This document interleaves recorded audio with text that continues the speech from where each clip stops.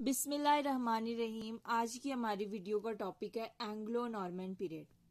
इस लेक्चर को स्टार्ट करने से पहले मैं आपको एक इंट्रोडक्शन, ब्रीफ सा इंट्रोडक्शन देती हूँ कि मेरे चैनल पे मैं किस तरह से वीडियोस बनाती हूँ।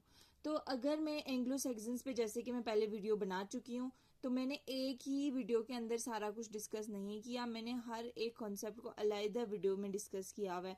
जैसे मैंने हिस्ट्री एंग्लो सैक्सन्स की अलग वीडियो में 4 या 5 मिनट की वो वीडियो है, उसमें डिस्कस किया हुआ है। इसी तरह से मैंने लिटरेचर को अलग से डिस्कस किया, उनके इंपॉर्टेंट वर्क्स को, कि कौन कौन से इनोनिमस वर्क हैं और कौन कौन से इंपॉर्टेंट वर्क्स हैं, उनको डिस्कस किया हुआ है। इंपॉर्टेंट नहीं बल्कि मैंने हर एक वर्क को डिस्कस किया हुआ है। उसके बाद मैंने उनकी कैरेक्टरिस्टिक्स क्या थी, वो किस तरह से आए थे, उनका एंड कैसे हुआ, मैंने सारी चीज़ें डिस्कस की हुई हैं।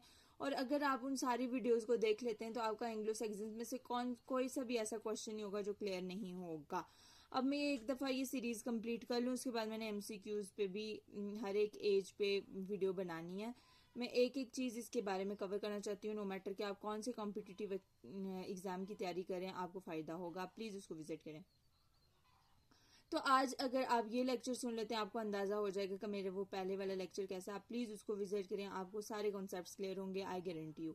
सो यहाँ पर क्योंकि मैं सिर्फ B.R. मलिक को डिस्कस नहीं करती, हाँ मेरे पास बुक B.R. मलिक है, लेकिन मैंने और भी बहुत इंपॉर्टेंट सोर्सेज जैसे इंटरनेट से आर्टिकल स्टडी किए हुए हैं, मैंने बहुत सारी वीडियोज़ से मटीरियल कलेक्ट किया हुआ है। उसके बाद मैं एक वीडियो बना के आपको डिस्कस करती हूँ। और मैं नोट्स भी अपनी आखिरी वीडियो में, जब ये सारे लेक्चर्स एंड होने वाले हों, तो लास्ट में एक वीडियो बना के वहाँ पे नोट्स भी शेयर करती हूँ। तो आप प्लीज़ इनको सुने, आपका बहुत फ़ायदा होगा। तो ये सब आज दूसरा जो है मैंने पीरियड स्टार्ट किया इंग्लिश लिटरेचर का।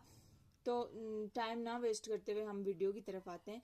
तो आज का जो हमारा टॉपिक है एंग्लो नॉर्मन पीरियड तो है, लेकिन उसकी आज हम सिर्फ हिस्ट्री डिस्कस करेंगे। बहुत शॉर्ट सी वीडियो होगी, सारा कुछ क्लियर हो जाएगा।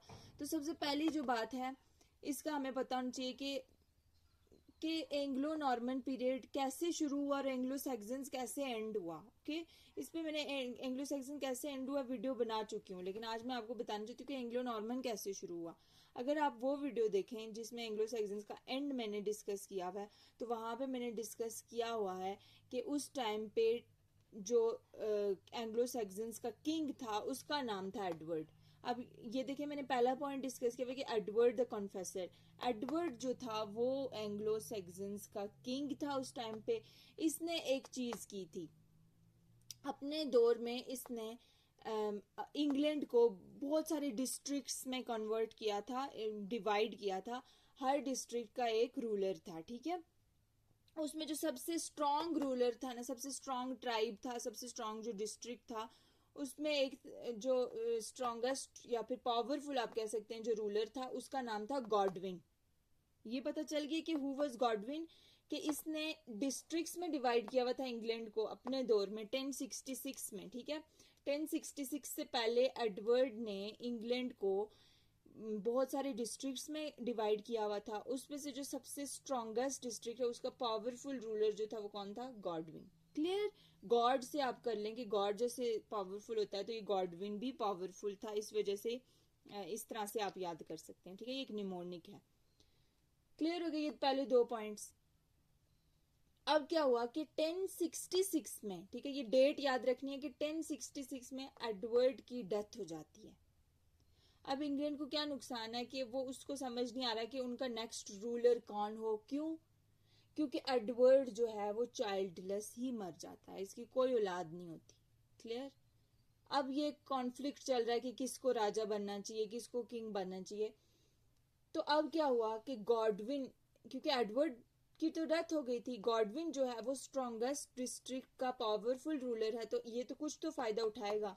खुद तो ये वहां पर स्ट्रॉन्गेस्ट डिस्ट्रिक्ट का जो है वेसेक्स जो है उसका रूलर है, तो अब वहां से तो वो हिलने से रहा, तो इसने अपने बेटे को ना इंग्लैंड का किंग बना दिया। क्लियर? इसका नाम क्या था? इसके बेटे का नाम था हेरोल्ड, जिसको इसने इंग्लैंड का किंग बना दिया। अब जाहिर है कुछ तो आवाज उठनी थी, तो कैसे उठी? क्योंकि एडवर्ड का तो कोई औलाद नहीं थी कि वो कहे कि हमने रूल करना है। तो एडवर्ड का एक कजन था, उसका नाम था विलियम।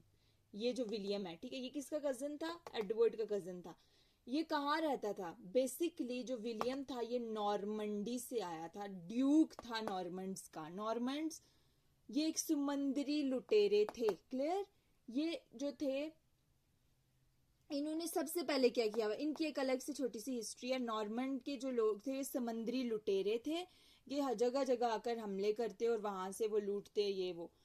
अब इन्होंने फर्स्ट इन्वेड किया किसको? फ्रांस को। अभी इंग्लैंड की बात नहीं कर रही मैं, फ्रांस को इन्होंने फ्रांस पे हमला कर दिया और फ्रांस वालों ने शराफत से इनको अपनी जमीन दे दी रहने के लिए।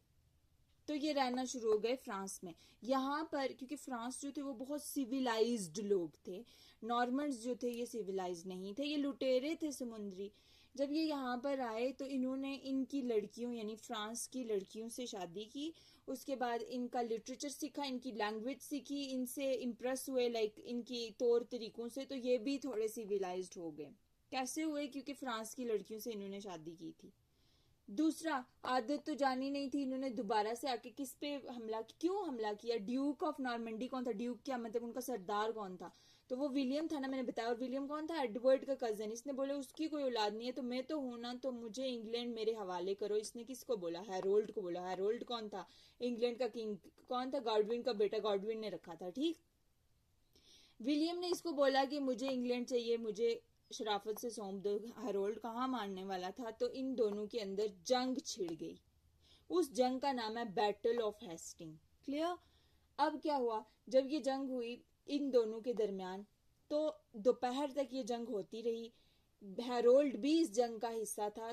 तो क्या हुआ कि जंग लड़ते लड़ते दोपहर से जब शाम होने वाली हुई तो विलियम द कन्क्वरर इसको क्यों कहते हैं ये भी मैं डिस्कस करूंगी। लेकिन विलियम ने क्या किया? विलियम का एक बंदा था, उसने हैरोल्ड की आंख में एक तीर मारा और उसके बाद हैरोल्ड की डेथ हो गई।